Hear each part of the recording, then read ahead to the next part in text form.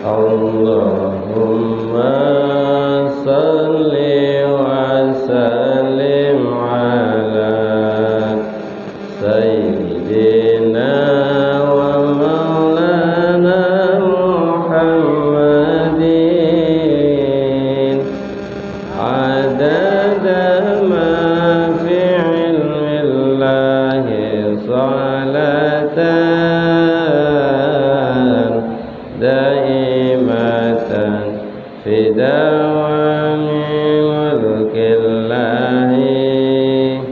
Bulan Ramadan selesai berpuasa, sabar diri tahan lapar dan dahaga, buat penghalang dari siksa api neraka. Miskin kaya masuk surga bersama. Assalamualaikum warahmatullahi wabarakatuh. Alhamdulillah wassalatu wassalamu ala rasulillah Sayyidina wa maulana Muhammad ibn Abdullah, la hawla wa la quwwata illa billah. Ila hadratin Nabi Mustafa Muhammadin sallallahu alaihi wasallam al-mu'allif hadzal kitab Syekh Zainuddin bin Abdul Aziz bin Zainuddin al-Mujbari al-Fatihah. A'udzu billahi minasy syaithanir rajim. Bismillahirrahmanirrahim. Alhamdulillahi rabbil alamin arrahmanir rahim maliki yaumiddin. Iyyaka na'budu wa iyyaka nasta'in. Ihdinas siratal mustaqim, siratal ladzina an'amta 'alaihim ghairil maghdubi 'alaihim waladdallin. Bismillahirrahmanirrahim. Man hafadha 'alas salati akramahullahu bi khamsi khisalin.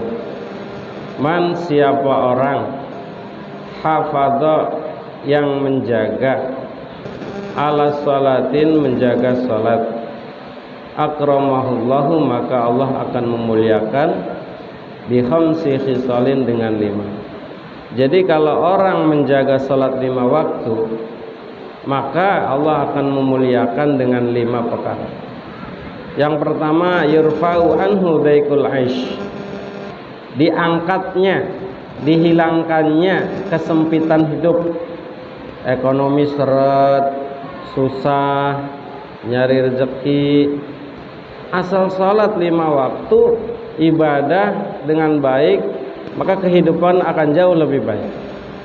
Kalau salat semakin baik, kehidupan juga akan jauh lebih baik.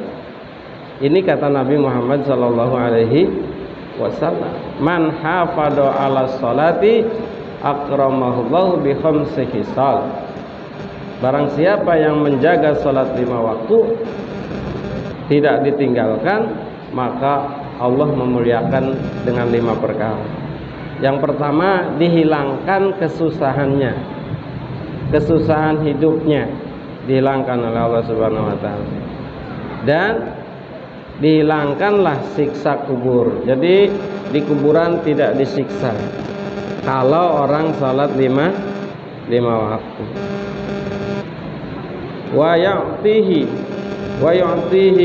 atau wa ya'ti Allahu kitabahu biyamini, dan Allah memberikan buku catatan amalnya di tangan kanan. Kalau dikasih buku catatan amal di tangan kanan, berarti dia orang yang bahagia, yaitu min ahlil jannah, dia akan dimasukkan ke surga. Tapi kalau dikasih di kiri, berarti alamat celaka. Makanya dan lewat di atas jembatan Siratal Mustaqim kalbarki, seperti kilat. Kilat cepet gak?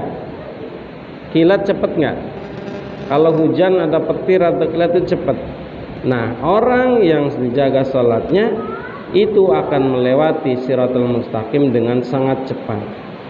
Wa yadkhulul jannah bighairi hisab, masuk surga tanpa dihitung-hitung dulu, tanpa dihisab. Ini kelebihan orang yang menjaga salat 5 waktu.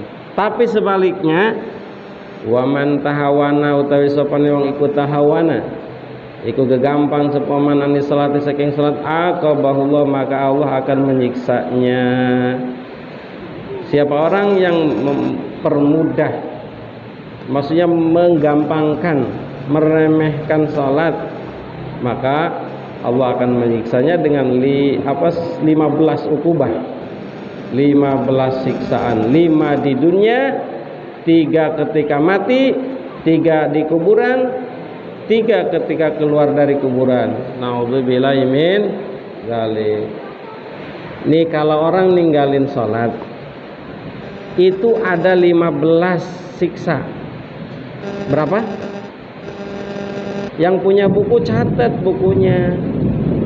15 siksa. 5 di mana? 5 di dunia, 3 ketika maut, 3 di kuburan, dan 3 lagi ketika keluar dari kuburan. Ini kalau ninggalin sholat. Di dunia, contoh di dunia dicabut keberkahan umurnya. Umurnya panjang 100 tahun, tapi gak pernah melakukan kebaikan. Berarti dicabut apanya? Berkah umurnya. Orang umurnya cuma 70 atau 63, tapi ibadahnya rajin terus. Berarti berkahnya umur. Panjang umur itu maksudnya berkah dalam umur, dalam ketaatan kepada Allah.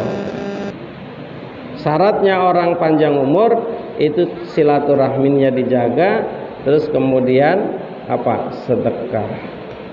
Itu membuat panjang umur. Maksudnya panjang umur itu keberkahan umurnya dalam ketaatan kepada Allah. Kedua, wajahnya menandakan orang soleh. Ada tanda-tanda di wajahnya orang baik. Dilihatnya senang melihat orang yang sering rajin sholat. Wajahnya cerah. Wajahnya. Apalagi sering wudhu. Batal wudhu. Itu membuat aura wajah ini semakin, kalau sekarang mah glowing. Apa? Glowing. Glowing itu satu, wudhunya dijaga, kemudian sering sholat tahajud. Nah, itu wajahnya akan nampak bercahaya. Kemudian yang ketiga, setiap amalnya yang dia lakukan la ya'jiruhullahu alaihi, tidak dibalas oleh Allah. Adapun yang kedua, yang orang ninggalin sholat 5 waktu nih, siksaannya apa? Yang di dunia, ketika maut. Pertama, matinya keadaan hina. Pak, mati keadaan hina apa? Lagi di WC tiba-tiba mati.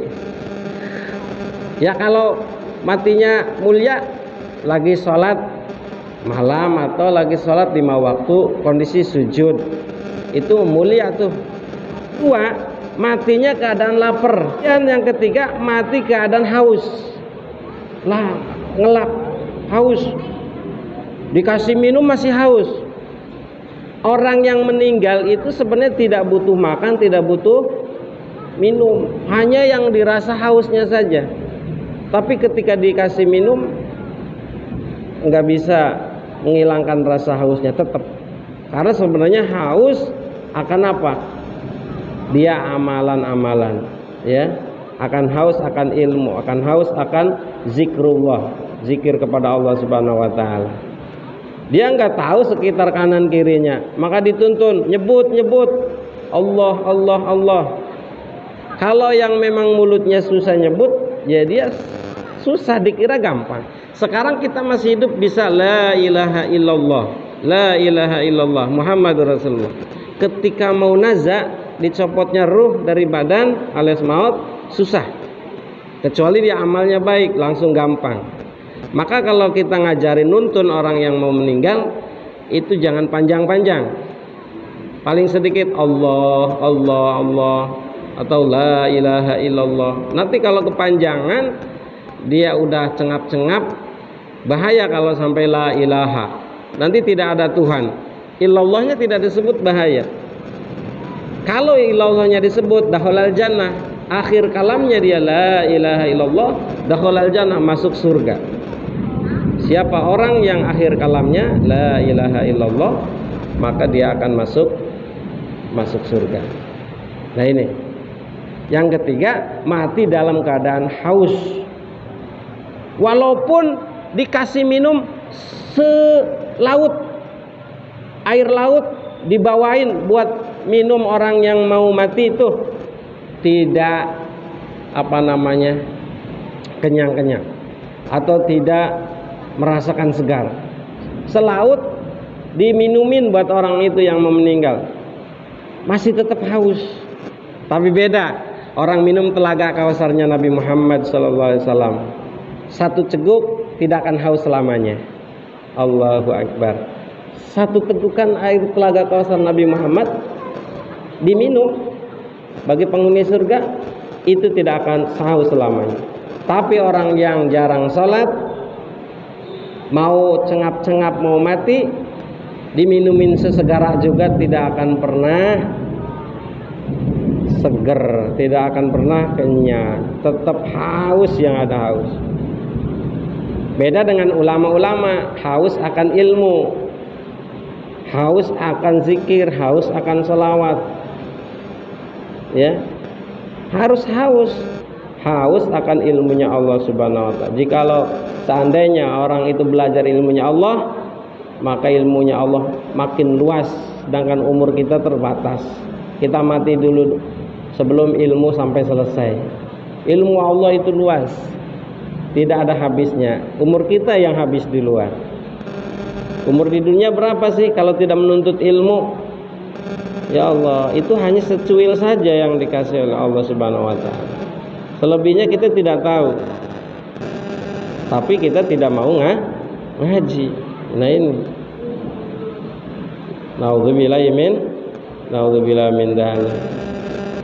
Adapun musibah yang ketiga, yang ketika di kuburan, yang pertama, kuburannya disempitkan.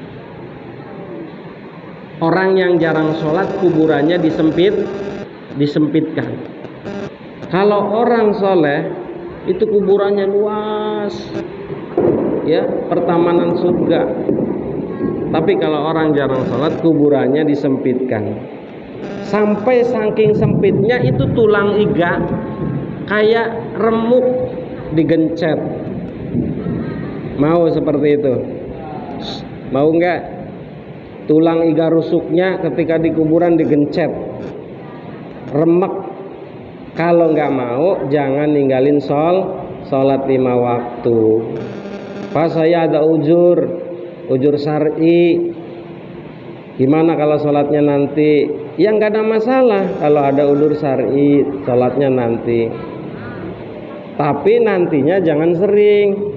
Nanti sampai akhir waktu, udah batas waktu mau ganti sholat, dia sholat. Misalkan asar sampai mau maghrib. Nah ini tahawun namanya. Tahawun itu menganggap enteng sholat. Nanti mau dicaplok sujaul akro, dicaplok ular yang sangat panjang dan berkuku tajam. Ini bagiannya orang yang tahun sholat nih. Maka hati-hati. Kuburannya disempitkan bagi orang yang sering ninggalin sholat. Yang kedua, yuqadu alaihil qabru naron, akan dinyalakan api, ya, di kuburannya. Naudzubillahi min. Kalau yang rajin sholat itu yang datang yang ganteng-ganteng, tampan-tampan, senyum. Tapi kalau kita perbuatan amalnya jelek, yang datang seram-seram, hitam, menyeramkan. Ini yang dimaksud mungkar nakir, yaitu yang menanya di alam kubur, itu tugasnya. Kalau raqib atid itu yang pencatat amal baik dan buruk. Nah ini. Jadi yang kedua itu dinyalakan api di kuburan. siang malam dinyalain. Misalkan padam, nyalain lagi. Misalkan api sampai malam, siangnya nyalain lagi, terus tidak ada henti-hentinya di kuburan. Naudzubillah min. Yang ketiga, yusallitu alaihi fi qabrihi thu'banun, akan dikasih yang namanya ular. Takut nggak sama ular?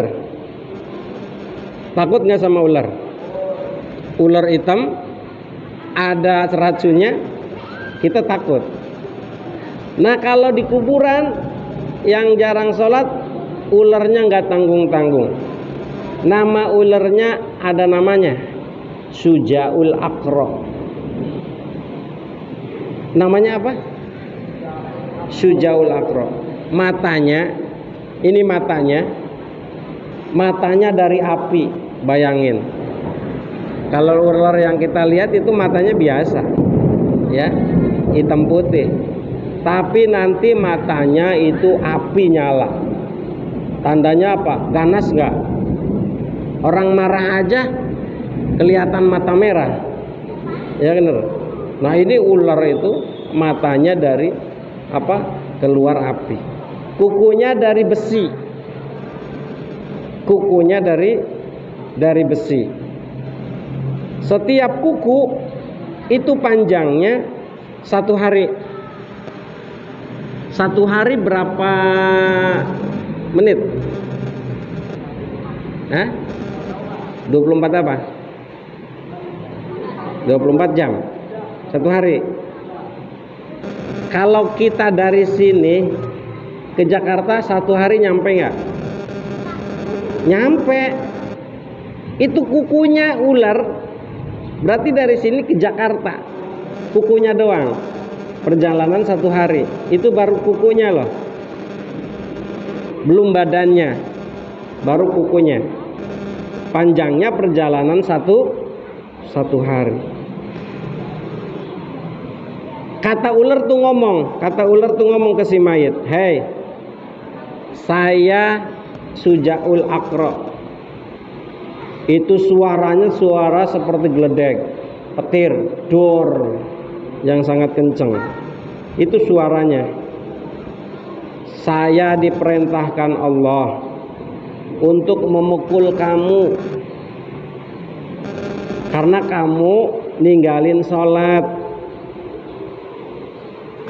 karena kamu ninggalin sholat duhur, ninggalin sholat asar, ninggalin sholat maghrib, ninggalin sholat isya, ninggalin sholat subuh. Ini semuanya ditinggalin. Pak, pertanyaannya kalau saya sholat tapi di rumah, kalau di rumah sholat sunnahnya, wajibnya di masjid. Pak, saya kan ada uzur, tapi yang jelas saya nggak ninggalin sholat. Nah kalau nggak ninggalin sholat, tidak termasuk menyia-nyiakan sholat, ya.